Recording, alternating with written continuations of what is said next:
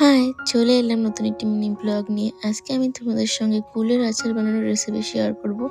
যদিও এটা আমার জীবনে ১ম বার আচার বানানো। তো ভাবলাম আমি যেভাবেই বানাই না কেন তোমাদের সাথে একটা চলো শেয়ার করি। তো দেখো ১ম এই আমি কড়াই গরম হওয়ার পরে একটু সরষের তেল দিয়েছি। আর জানো কুলগুলো হচ্ছে শুকনো কুল ছিল।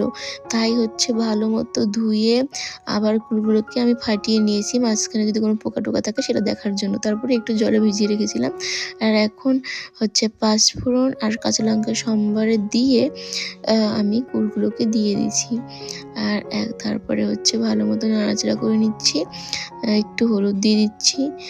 আর হচ্ছে দিয়ে দিচ্ছি লবণ, মানে যতটুকু লাগবে একটা আইডিয়া করে দিয়ে দিলাম।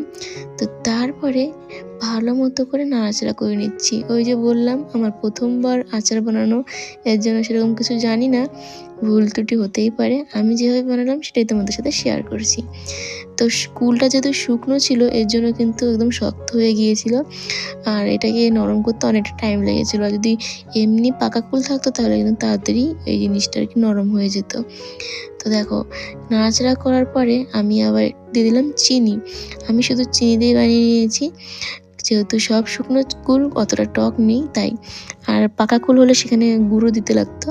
আর চিনি দিয়ে নাড়াচাড়া করার পরে যে জলটা বেরিয়েছিল সেটা দিয়ে ভালো মতো কুলগুলোকে একদম মাখা মাখা করে ভালো মতো আর কি নাড়াচাড়া করে জাল করে নিচ্ছি। আর দেখো কত সুন্দর লাগছে দেখতে, দেখেই মনে হচ্ছিল দারুণ টেস্টি হবে। আর সত্যি তোমাদের কি বলবো, খেতে যে দারুণ টেস্টি হয়েছে সে একদম মানে না বললেই নয়।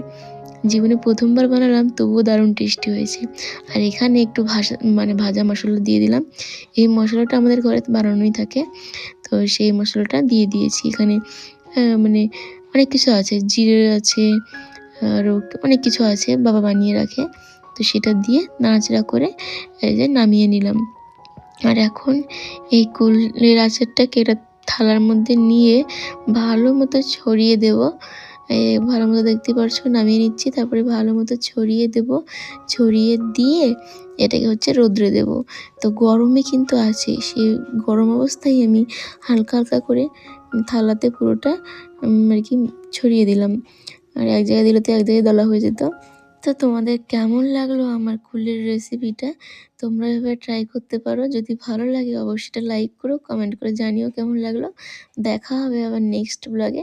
সে ভালো থেকো, সুস্থ থেকো। নতুন হলে চ্যানেলটি সাবস্ক্রাইব করে পাশে থেকো।